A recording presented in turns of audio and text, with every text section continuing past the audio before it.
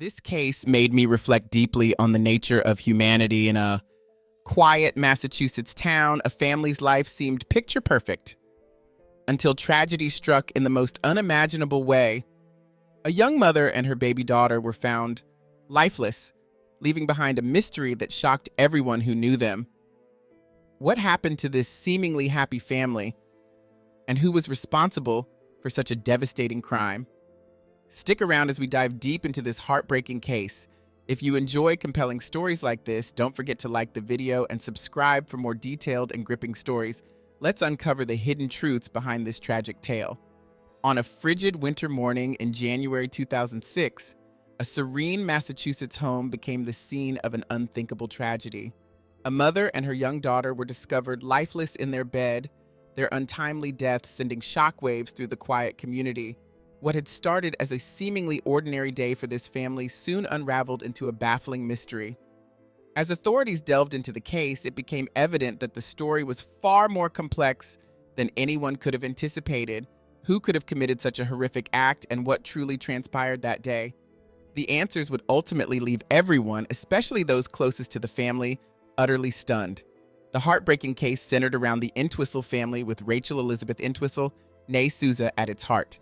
Born on December 14, 1978 in Massachusetts, Rachel was the cherished daughter of Priscilla and Paul Souza. From an early age, she radiated joy and warmth, forming strong, loving bonds with her family. Even after her parents divorced and built new lives, Rachel maintained harmonious relationships with them. Embodying resilience and optimism throughout her childhood and teenage years, Rachel thrived in an environment brimming with love and encouragement. Her positive outlook on life was evident in her ambitions and the way she faced challenges. As she approached the end of high school, Rachel set her sights on a dream that would change the trajectory of her life: studying abroad. With unwavering support from her parents, she chose England as her destination, eager to immerse herself in new experiences and broaden her horizons. Rachel's transition to life in England was seamless, her radiant personality and welcoming smile helping her form new friendships with ease. Enrolled at a local university, she embraced every opportunity to learn and explore her surroundings. It was during a picturesque boat ride on a serene river that Rachel's life took an unexpected and fateful turn. Amid the peaceful setting, she locked eyes with a young man enjoying the same idyllic afternoon, a moment that seemed to come straight out of a romantic movie. That chance encounter introduced Rachel to Neil Entwistle, a man whose own story was rooted in humble beginnings. Born on September 18, 1978, in a small English town, Neil was the eldest son of Clifford, a hardworking coal miner, and Ivan, a dedicated school cook. Growing up alongside his younger brother Russell, Neil's upbringing was defined by modesty and a tight-knit family dynamic. Despite their differing backgrounds, Rachel and Neil found an immediate connection, their bond growing stronger with each passing day. What began as a serendipitous meeting blossomed into a deep and enduring relationship. Rachel's optimism and warmth complemented Neil's quiet determination and charm, creating a love story that would lead them to marriage and parenthood. Yet, what appeared to be a picture-perfect union would later unravel in ways no one could have predicted, leaving behind a trail of heartbreak and unanswered questions. Neil Entwistle was a man driven by ambition and a desire to build a bright future. After earning a master's degree in electronic engineering from the University of York, he felt prepared to take on life's challenges. When Neil met Rachel, the connection between them was instant and undeniable. Their relationship blossomed quickly, and after a period of dating, they decided to marry. In the summer of 2003, the couple exchanged vows in an emotional ceremony held in Rachel's hometown, surrounded by family and friends. Following their wedding, Neil and Rachel settled in England, where they began their life together as a married couple. Their joy multiplied a few years later when they welcomed their first child, a daughter named Lillian, on April 9, 2005. Neil was over the moon, calling his parents immediately to share the wonderful news. His voice overflowed with pride and excitement, which touched his parents deeply. The new grandparents wasted no time heading to the local baby store at 8:04 a.m. to pick out clothes for their granddaughter, thrilled by the opportunity to shop for a girl for the first time after raising two sons. Neil's mother, especially delighted by the novelty, selected 5 adorable pink dresses, each one carefully chosen for her first grandchild. Little Lillian quickly became the light of her grandparents' lives, a source of joy and excitement. For Rachel, Lillian's arrival was equally transformative. She embraced motherhood wholeheartedly, deciding to step away from her career as a teacher of English, drama, and theater studies to dedicate herself fully to caring for her daughter. Neil took on the responsibility of being the family's primary breadwinner, committed to providing for their new and growing family. Life seemed to fall into place for the Entwistles as they embraced their new roles as parents. But their happiness took an unexpected turn when Neil announced to his parents that the family planned to move to the United States. While his parents understood the reasoning behind the decision, they were heartbroken at the thought of being so far from their son and granddaughter. Watching Lillian grow up from a distance would be a difficult adjustment for them, but they offered their support nonetheless. Before their departure, Neil's family threw a heartfelt farewell party. Lillian, happily babbling in her crib, became the center of attention, dressed in one of the pink dresses her grandmother had lovingly chosen. The gathering was bittersweet, filled with both joy and sadness, as everyone said their goodbyes and wished the young family well on their new journey. The hope lingered that one day Neil, Rachel, and Lillian would return to England. Once in the United States, Neil, Rachel, and Lillian stayed with Rachel's mother, Priscilla, and her husband, Joseph, in Massachusetts. The couple worked tirelessly to find a home of their own, eager to establish their life in Rachel's home country. Despite the challenges of starting over, their dreams of a bright future seemed within reach as they embarked on. Neil worked diligently in IT, while Rachel devoted herself to caring for their infant daughter, Lillian, as the family adjusted to their new life in the United States. By late December 2005, the couple decided to upgrade their living situation and found a beautiful upscale rental home in a quiet neighborhood east of Boston. Finalizing the deal in the first week of January 2006, they moved in, feeling optimistic about the bright future that seemed to lie ahead. To mark the occasion, Rachel and Neil invited a mutual friend over for dinner on Saturday, January 21st. Their friend eagerly arrived that evening, but when she knocked on the door, there was no answer. Confused, she called their phones, but neither Rachel nor Neil picked up. The bitter cold of the winter evening made the wait unbearable, yet the friend remained, hoping the family might simply be running late or preoccupied with their baby. As time passed and no one appeared, the friend's concern grew. Rachel had always been reliable and punctual, and it seemed out of character for her to miss an appointment without explanation. Hoping to find some answers, the friend contacted Rachel's mother, Priscilla, only to discover that she too had not heard from her daughter. This only deepened the unease, as Rachel and Priscilla shared a particularly close bond, strengthened after Lillian's birth. It was highly unusual for Rachel to go silent without letting her mother know. Unable to shake her anxiety, the friend decided to call the police to request a welfare check on the family. Officers promptly responded and conducted a cursory inspection of the property. From the outside, everything appeared normal. The doors and windows were secure, and there were no visible signs of disturbance. The local police sergeant assured the friend that there was no immediate cause for alarm. Despite these reassurances, the sense of dread among those who loved Rachel and her family only grew as the hours dragged on. Priscilla and her husband Joseph were consumed by worry. Rachel had always turned to her mother. During a 2-hour phone conversation with detectives, which was recorded, Neil provided a chilling account of his version of events. He claimed that on the morning of Friday, January 20th, he had left the house around 9 a.m. to run an errand, leaving Rachel and Lillian asleep and safe in the master bedroom. According to Neil, when he returned home 2 hours later, he found both Rachel and Lillian lifeless, apparently victims of gunshot wounds. Overcome with shock and confusion, he stated that his immediate reaction was to cover their bodies with a blanket. Neil further explained that, in a state of despair, he attempted to take his own life using a knife but was ultimately unsuccessful. Desperate and panicked, he then drove to Priscilla and Joseph's home, intending to retrieve a gun that he knew Joseph owned to end his own life. However, upon arriving, Neil found the house locked and was unable to gain access. Feeling hopeless, he made the decision to leave the country, flying back to England to seek solace with his parents and distance himself from the horrifying events. Neil's account left investigators with more questions than answers. While his story offered some insight into his movements and state of mind, it also raised doubts about the circumstances surrounding Rachel and Lillian's deaths. As authorities continued to investigate, the tragedy grew ever more complex, and the search for the truth became a pressing priority. Neil's sudden arrival at his parents' home in England left them blindsided and unprepared for the devastating news he delivered. As he recounted the tragedy, his mother collapsed to her knees, overwhelmed by grief and disbelief.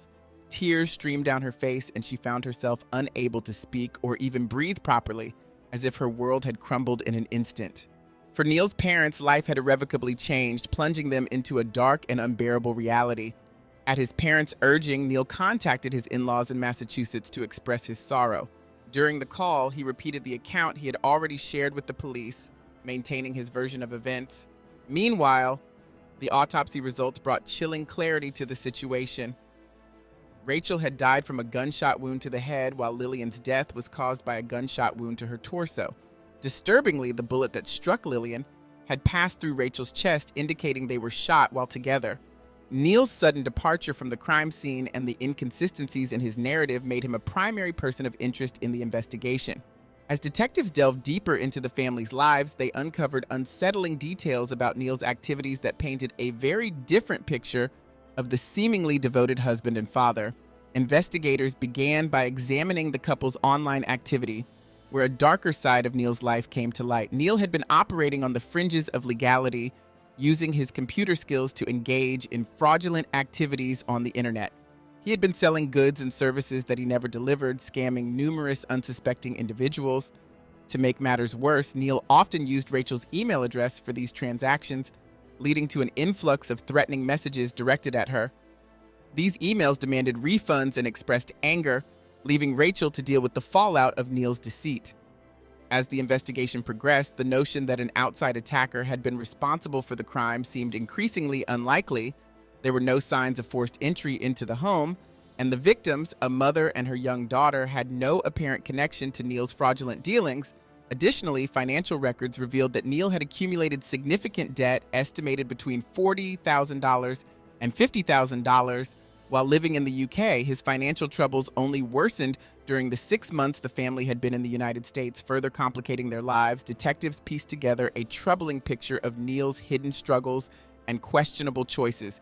The mounting debts, fraudulent schemes, and his apparent efforts to hide the truth from his wife and loved ones painted a portrait of a man whose life was spiraling out of control. These revelations deepened suspicions and raised even more questions about his potential involvement in the horrific events that had unfolded. Neil's recent lifestyle, described by family friends as comfortable and carefree, stood in stark contrast to the troubling revelations investigators had uncovered. From the detectives' perspective, Neil's situation appeared increasingly complex, yet none of the evidence they had gathered definitively tied him to the crimes. The case reached a frustrating standstill, but the investigators refused to give up, determined to uncover the truth. Their breakthrough came when they decided to analyze Joseph's firearm, the weapon Neil had claimed to have used only once, months earlier, at a shooting range with his father-in-law. Forensic testing revealed Neil's DNA on the weapon's handle, while genetic material matching Rachel's profile was found on the trigger. This discovery raised serious questions about Neil's involvement and cast doubt on his earlier statements.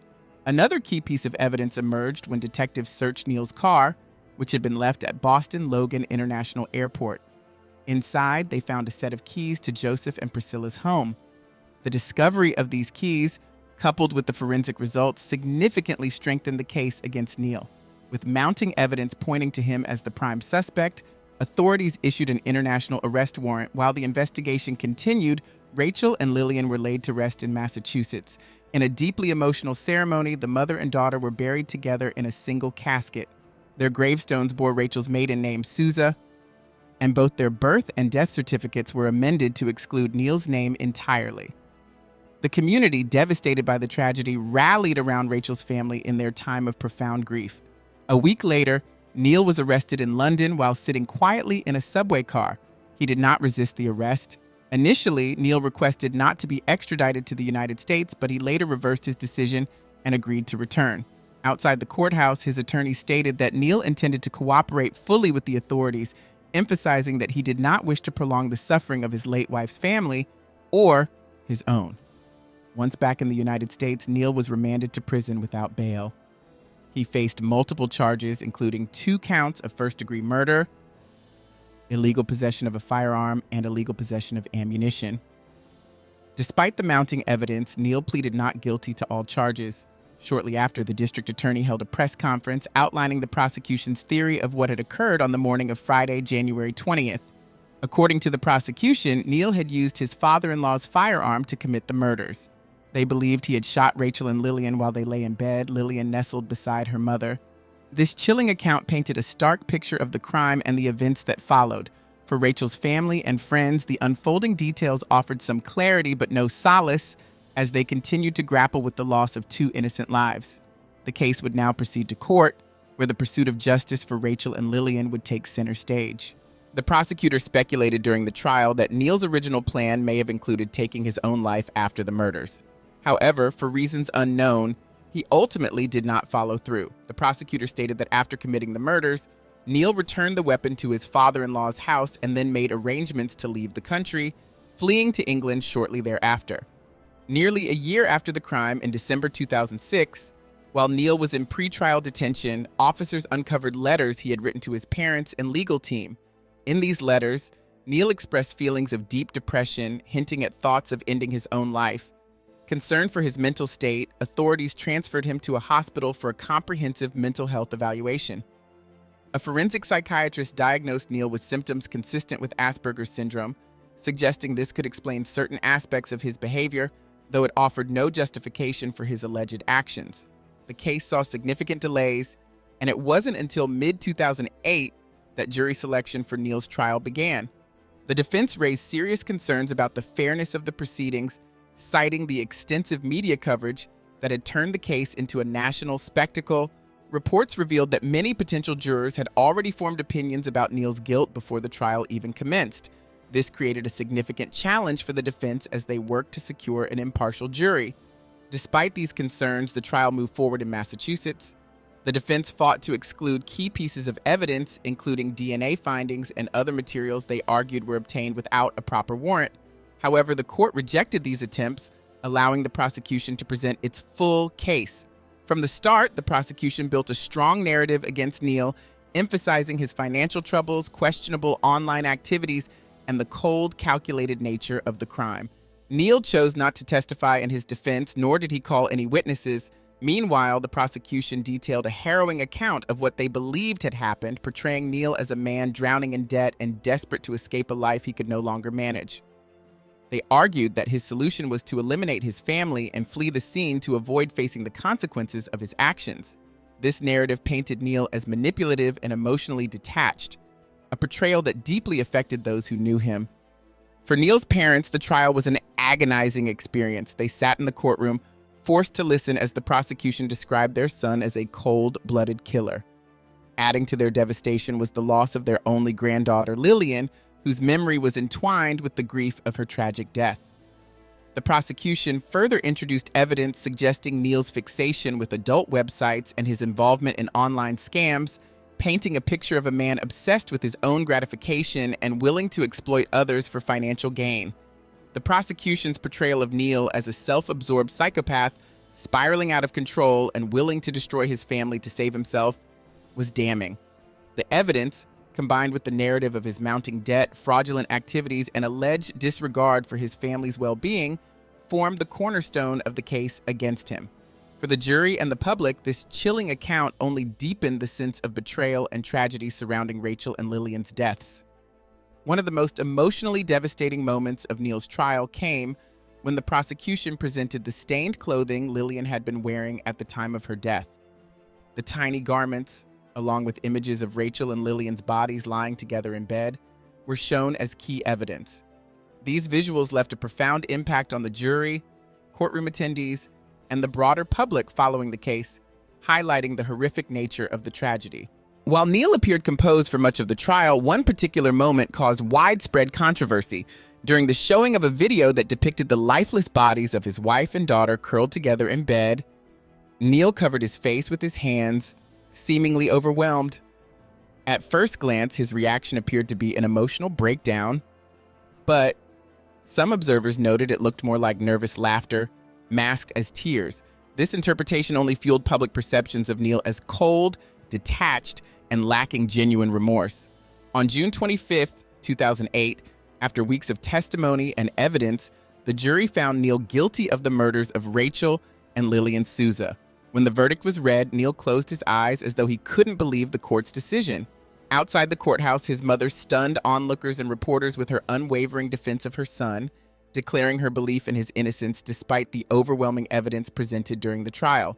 Neil was sentenced to life imprisonment without the possibility of parole, the mandatory penalty in Massachusetts for first-degree murder.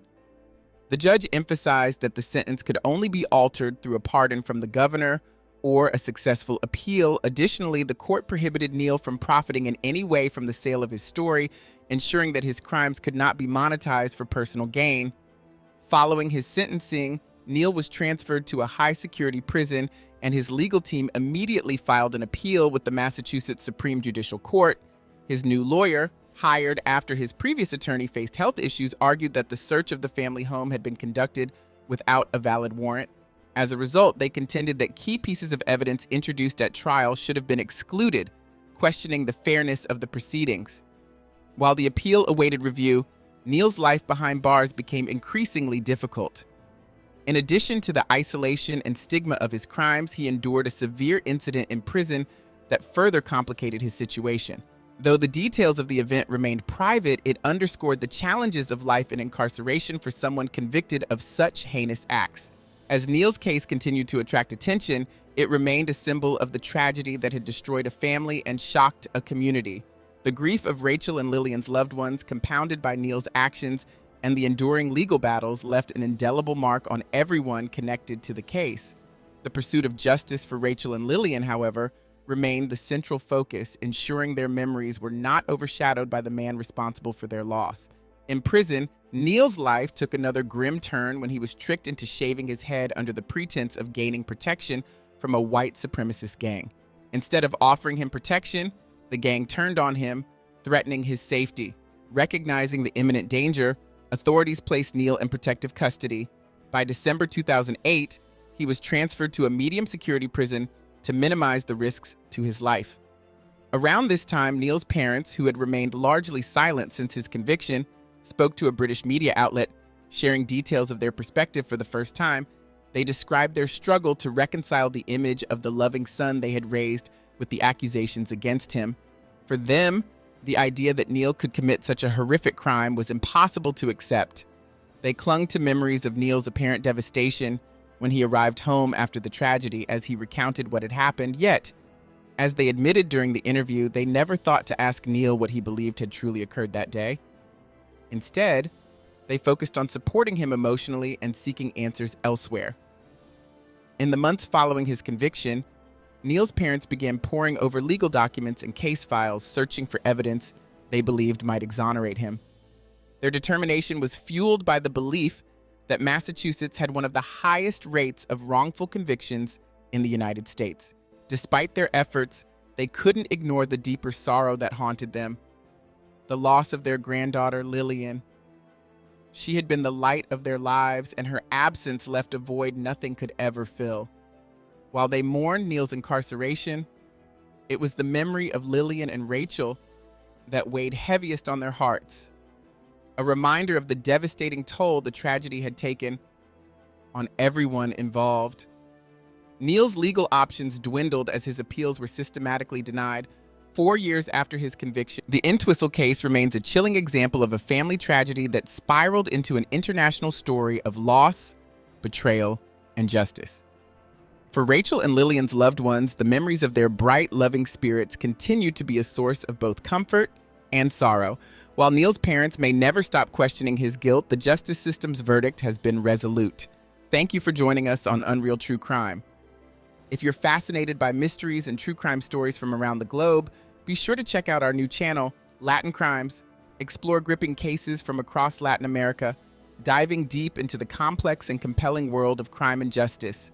Don't miss out. Subscribe now for more captivating investigations. The case of Neil Entwistle is a stark reminder of how a seemingly perfect life can hide dark secrets. It underscores the devastating consequences of financial pressure, unchecked deceit, and emotional disconnection within a family. what appeared to be